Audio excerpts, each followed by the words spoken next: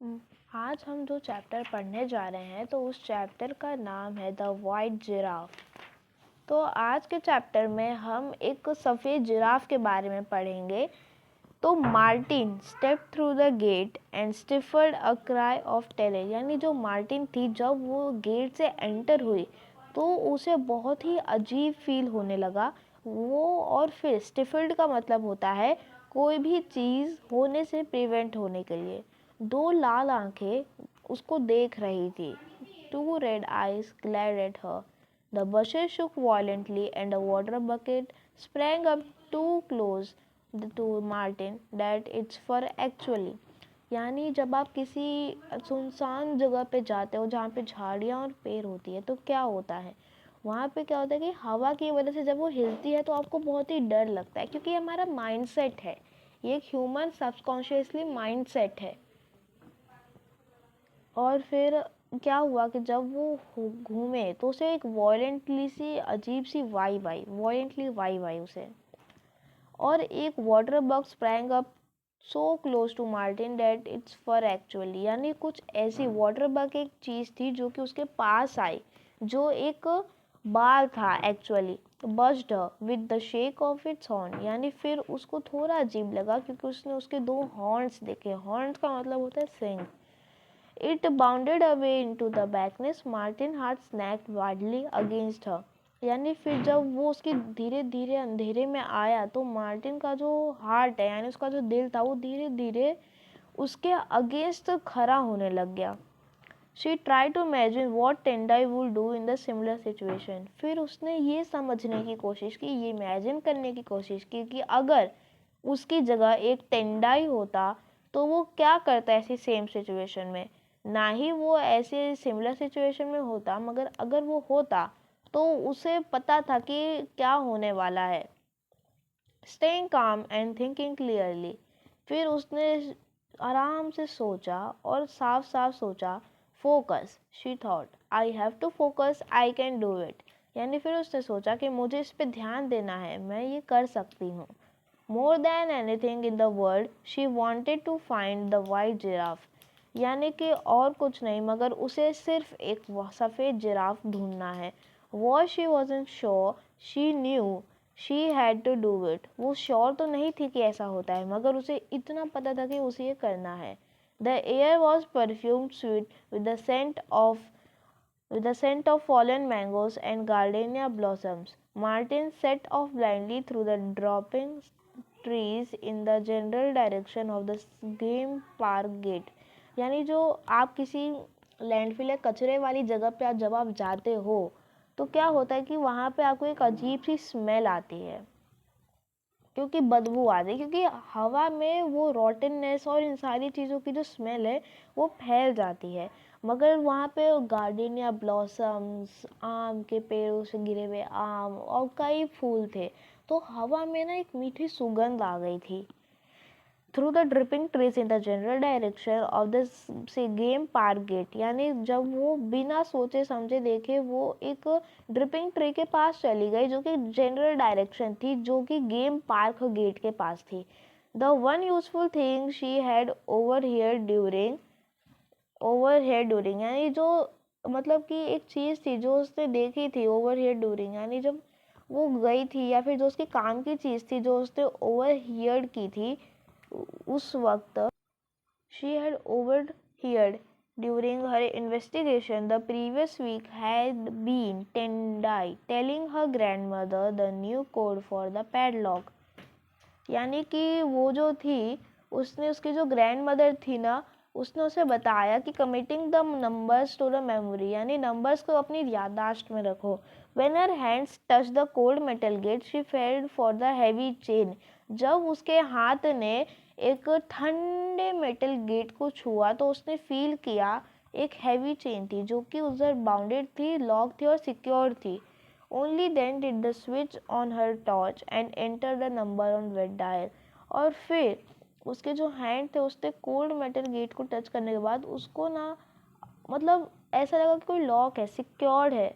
फिर ही उसने एक अपनी टॉर्च जो थी उसके पास उसने उसको ऑन किया और enter the numbers on the red dial, और फिर जो गीले डायल, जैसे पुराने टाइम में एक सर्कल टाइप का आता था जिसमें आपको नंबर ऐसे ऐसे सर्कल में घुमाना होता है, तो आप उस नंबर पे कॉल करते हो।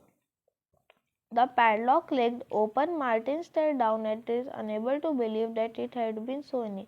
यानी जो पैडलॉक क्लिक्ड थी वो खुल गई अचानक से। यहाँ पे क्या दिया है, एक्सक्लामेटरी साइन दिया, यानी कि बहुत अचानक से हुआ।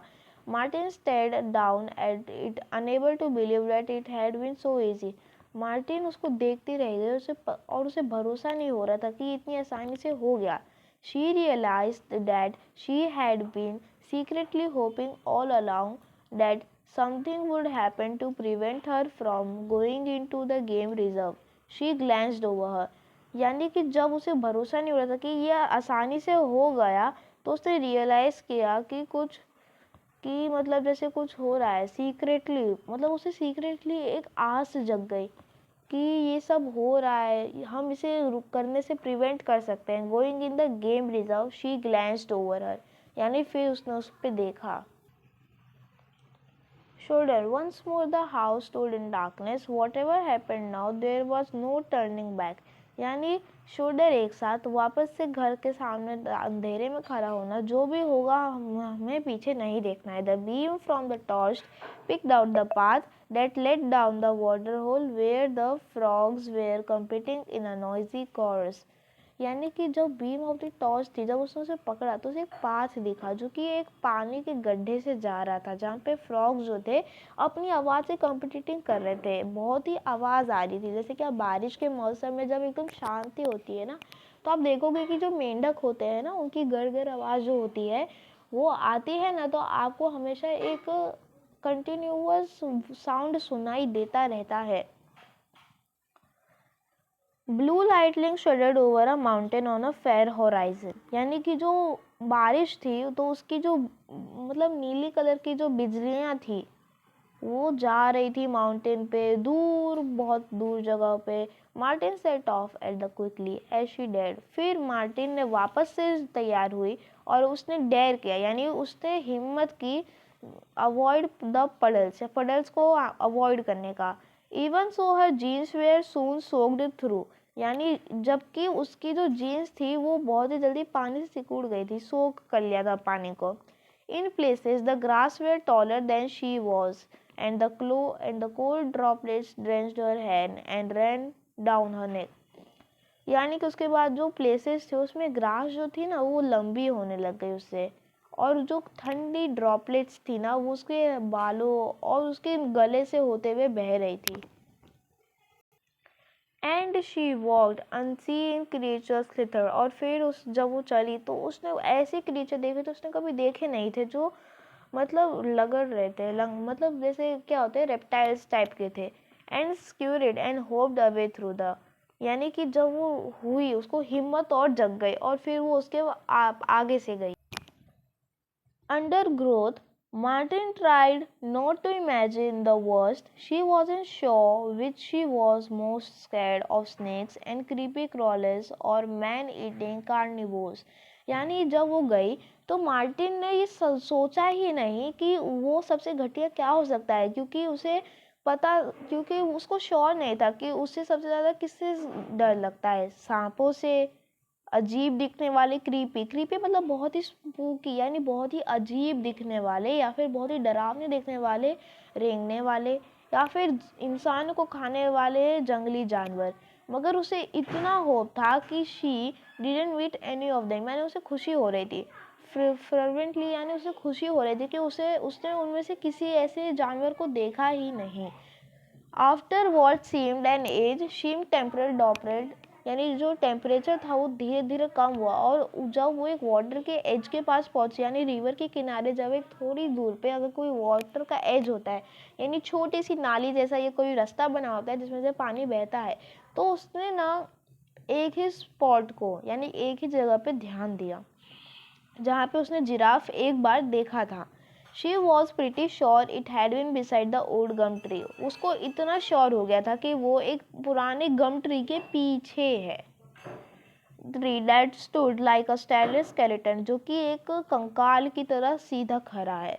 On the left bank of the water hole के लेफ्ट बैंक पे as if sensing danger the frogs felt silent. Frogs को कोई भी खतरा महसूस होगा तो वो चुप पड़ गए। अब हर जगह एकदम शांति है। Tendrils of mist hovered the water and the night air was laden with threat. अब क्योंकि फ्रॉग्स तो साइलेंट पड़ गए थे तो अब बहुत ही ज़्यादा सुनसान हो गया था। टेंड्रिल्स जो थे वो पानी के ऊपर आ गए थे और जो मतलब रात की जो हवा थी वो एक threat. Martin curbed the butterflies in a stomach she had come too far to go. यानी उसके मार्टिन को क्या हुआ कि उसने जो थे बटरफ्लाई जो थे उन्हें उसके पेट के पास ले लिए थे। Back now she lifted her torch and shone it to the surrounding bush. फिर उसने अपनी टॉर्च वापस उठाई और फिर उसने आस पास की झाड़ियों में देखा। Nothing move, not a mouse, not a lion, not even a bird. यानी कुछ नहीं मिला, ना कुछ हिला, ना ही एक चूहा हिला, ना ही एक सांप हिला, ना ही एक बर्ड हिला। Disappointment hit like a blow.